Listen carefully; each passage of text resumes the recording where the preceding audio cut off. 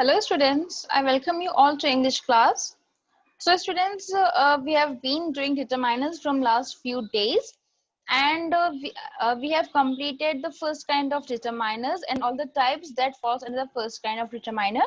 And in the previous class, we have started doing the second kind of determiners, that is quantifiers, where we have read about indefinite adjectives, and we in the previous class we have read about the uses of some, any, ठीक है, little, few, a few, the little, the few, much and many. Okay, so in the previous class we have seen the uses of all these quantifiers, all these determiners which are quantifiers. Okay, so now today we'll move on with the other determiners, the remaining quantifiers. Okay, quantifiers are the words which determines quantity of something, had it been the countable or uncountable singular or plural forms. Okay, now what is the difference between countable and uncountable and singular and plural? Okay, so singular countable मतलब वो single individual जिसे हम count कर सकते हैं in numbers. Okay, now what is the difference between uncountable and plural? Because both mean something which is more than one. Plural means something which is more than one. Likewise, uncountable means something which is more than one. Okay, so the difference here between plural and uncountable is plural are generally the numbers which we can count, or something which we can count in numbers. Uncountable is something which is more in quantity and which we cannot count.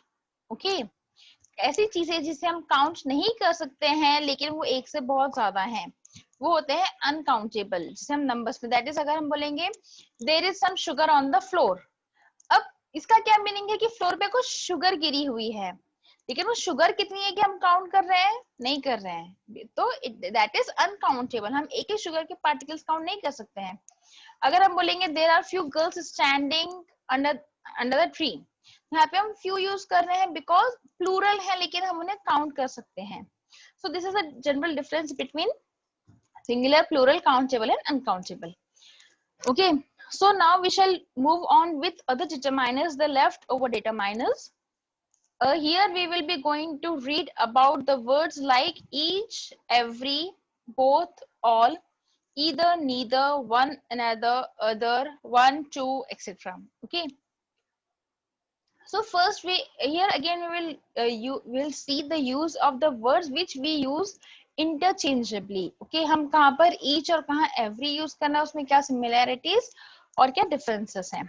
Okay, each and so first we'll start with each and every. Used with singular countable nouns, each or every indicates all persons or things considered individually. Each is a pronoun and adjective, every is an adjective. Note the following examples. So each and every जो है वो हम use करते हैं singular countable noun के साथ, ठीक है, और यहाँ पे ईच और एवरी यूज होता है जब हम सभी के बारे में बात करें लेकिन इंडिविजुअली कंसिडर करते हुए. जैसे कि अगर मैं बोलूंगी all the girls in the class are intelligent, ठीक है, या every girl in the class is intelligent, या each girl in the class is intelligent. तो यहाँ पे क्या हो रहा है, मैं every या each word यूज कर रही हूँ. each girl in the class is intelligent, every girl in the class is intelligent. यहाँ पे क्या हो रहा है, मैं क्लास में जितनी गर्ल्स है सभी की बात कर रही हूँ लेकिन मैं एक एक को इंडिविजुअली कंसिडर कर रही हूँ. इस वजह से मैंने यहाँ पे इस का यूज किया है, ना कि आर वर्ड. ठीक है, मैंने यहाँ पे is यूज किया है, ना कि ARER. ठीक है, so each and every use होता है जब सिंगुलर काउंटेबल नाउन्स हैं जहां पे हम सारे पर्सन्स को इंडिकेट करते हैं लेकिन कंसिडर हम इंडिविजुअली करते हैं. ठीक है, every girl in the class is intelligent, या every student of the class is intelligent. तो यहाँ पे क्या हो रहा है, मैं क्लास के हर एक बच्चे की बात कर रही हूँ लेकिन मैं सभी को इंडिविजुअली कंसिडर कर रही हूँ. ठीक है, तो ऐसे केसेस में ईच एंड एवरी यूज होगा. For example, each ticket cost ₹10, ठीक है, हर एक टिकट का कॉस्ट क्या है, ₹10 है। Every ticket cost ₹10, meaning same है दोनों का, हर एक टिकट ₹10 की है, एक एक टिकट ₹10 की है, सारी टिकट्स इंडिविजुअली ₹10 की एक है, ठीक है। Each did his work well, अब यहाँ पे each did his work well मतलब हर एक ने अपना काम सही किया है। अब इस सेंटेंस में एवरी नहीं होगा, अगर एवरी के साथ हम वन लगाएंगे तो ये हम यहाँ पे यूज कर सकते हैं कि every one did his work well, लेकिन सिर्फ एवरी यहाँ पर यूज नहीं होगा, ठीक है। सो ईच एंड एवरी हम तब यूज करते हैं जब हम सारे पर्सन को इंडिकेट करते हैं लेकिन हम उन्हें कंसीडर इंडिविजुअली करते हैं।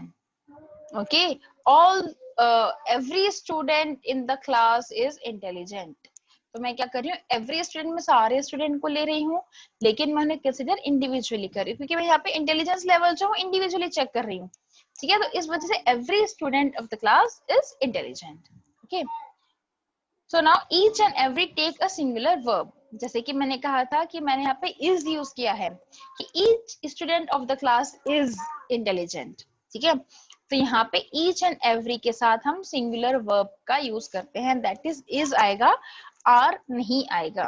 Okay, yes. So now moving on the next word that is both. अभी यहाँ पे हमने सारे जो ऊपर वर्ड्स हैं हम एक के बाद एक सीक्वेंस में सभी को करेंगे। नाउ ईच एंड एवरी के बाद हम मूव ऑन होते हैं बोथ पर।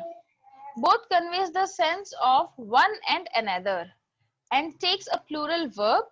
It can be used alone or with a noun or with of plus objective pronoun and after a personal pronoun. So both convey करता है जब हम एक दूसरे की बात करते हैं, यहाँ हम दो लोगों की बात कर रहे हैं, ठीक है, और या तो दो लोगों में हम कंपैरिजन कर रहे हैं या दो लोगों को मिला के हम कोई बात कर रहे हैं, ऐसे केसेस में बोथ यूज होगा। देन यहाँ पे इसके साथ हम प्लूरल यूज करेंगे, ठीक है, ईच एंड एवरी के साथ हमने इज यूज किया था, बोथ के साथ हम आर या वर वर्ड यूज करेंगे डिपेंडिंग ऑन द सेंटेंस, ठीक है, the tense form.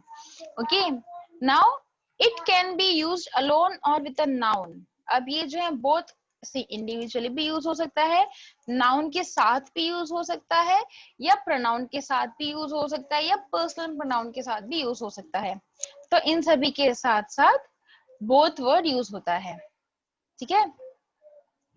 So both use होता है जब हम एक दूसरे या दो लोग की एक साथ बात कर रहे हैं। So just will go on with the examples. Both did it well मतलब दोनों ने अच्छा परफॉर्म किया है, दोनों ने बहुत अच्छा किया है। बोथ गर्ल्स वर प्रिटी, ठीक है, both girls were pretty, that is जो दो गर्ल्स हैं, दोनों लड़कियां प्रिटी हैं। Both of us belong to Amritsar, कि हम दोनों अमृतसर को बिलोंग करते हैं। We both went to see him, ये हम दो उसे देखने गए थे, ठीक है। ऐसे केसेस जहां पे बोथ दो लोगों की बात होती है वहां पर बोथ वर्ड यूज होता है। Okay, so moving on with few examples of. अब बोथ उसके बाद एक वर्ड और एंड ये आता है, तब हम कैसे इसे यूज करेंगे, that is both dash and indicates combination of two nouns, verbs और adjective। जब both के साथ साथ and word आता है, it means कि यहाँ पे दो noun, दो verb या दो adjective का combination है, ठीक है, दो अलग अलग चीजों को हम combine कर रहे हैं। That is, for example, say he is both a poet and a painter। यहाँ पे क्या बोल रहा है, ये दोनों भी, ये poet भी है और painter भी है, तो ये क्या है, ये दोनों qualities इसमें है। He is both a poet and a painter। सो यहाँ पे बोथ वर्ड आ रहा है और एंड आ रहा है, दैट इज हम यहाँ पे दो चीज के कॉम्बिनेशन की बात कर रहे हैं। अनदर एग्जांपल, सुभाष घाई both producers and directs film. अब यहाँ पे सुभाष घाई की दो क्वालिटी के बारे में बात हो रही है कि वो प्रोड्यूसर भी हैं और वो डायरेक्टर भी हैं, ठीक है। सो ऐसे केसेस जहां पे हम बोथ और एंड दोनों यूज करते हैं, इट मींस दैट हम वहां पे दो नाउन, वर्ब या एडजेक्टिव का कॉम्बिनेशन की बात कर रहे हैं। so, ऐसे केसेस में भी बोथ वर्ड आएगा। Okay, so next is all. All तो भाई जनरल सी बात है, ऑल हम कब यूज करेंगे, all indicates all the people और things considered as a group and the whole of something.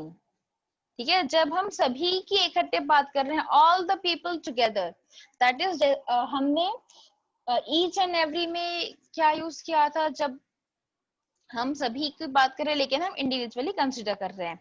All जब यूज होगा जब हम पूरे ग्रुप की एज अ होल बात करते हैं. ठीक है, again I am repeating again, each and every use होगा जब हम बात पूरे ग्रुप की करते हैं लेकिन कंसिडर इंडिविजुअली कर रहे हैं. ऑल यूज होगा जब हम as a group as a whole सभी की बात करते हैं. Okay, for example, have you eaten all the apples. Okay, have you eaten all the apples? यहाँ पे all आ रहा है मतलब क्या आपने सारे एप्पल्स खा लिए, क्या आप सारे एप्पल्स खा लिए हो. ओके, यहाँ पे all मतलब जितने भी है क्वांटिटी में सारे के सारे. all the town was present to see the show. अब यहाँ पे all the town was present to see the show मतलब टाउन में जितने भी लोग हैं वो सारे के सारे शो देखने आ गए थे. तो all was present, all the town मतलब टाउन के सारे लोग शो देखने के लिए प्रेजेंट थे.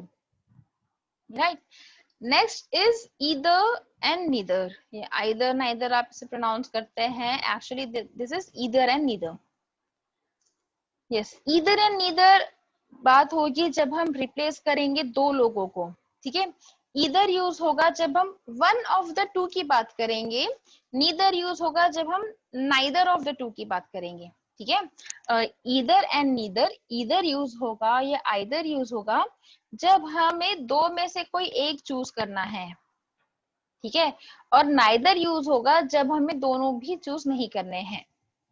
ओके, दो ऑप्शन है हमारे पास. जब दो में से कोई एक चीज यूज करना है तब हम आइदर, जब दोनों भी यूज नहीं करना है तब नाइदर. ठीक है, फॉर एग्जाम्पल से एंड फर्दर, आइदर के साथ और वर्ड यूज होता है, नाइदर के साथ नॉर वर्ड यूज होता है. ठीक है, दैट इज अगर सपोज आइदर का एग्जांपल मुझे देना है, नॉर्मल से क्लासरूम एग्जांपल, तो आइदर का ये हो सकता है, either A or B could go and get me the duster from another class. अगर मैं बोलूंगी कि ए और बी दो स्टूडेंट है, दो में से कोई भी एक जाके पास वाली क्लास से डस्टर ले आओ, तो मेरा सेंटेंस क्या होगा, either A or B can go and get me duster from the next class. Okay, मैं क्या बोल रही हूँ, दोनों में से कोई भी एक चले जाओ. ठीक है, अगर अब सेम नाइदर अगर मुझे यूज करना है, neither A nor B can leave my class या शुड लीव माई क्लास, कि ना ए ना बी दोनों में से कोई भी मेरी क्लास के बाहर नहीं जाएगा. Neither A nor B shall leave my class. Okay, so यहाँ पे आइदर जब हम दो में से कोई एक चूज करना है तो आइदर के साथ और वर्ड आता है. नाइदर जब हमें दोनों में से कुछ भी यूज नहीं करना है तो नाइदर के साथ नॉर वर्ड आता है. Okay, either means one of the two, either means one of the two, दो में से कोई एक. whereas neither means not one and not the other. neither use होता है जब ना हमें फर्स्ट चाहिए ना हमें सेकंड चाहिए. आइदर यूज होगा तो फर्स्ट सेकंड दो में से कोई भी चलेगा.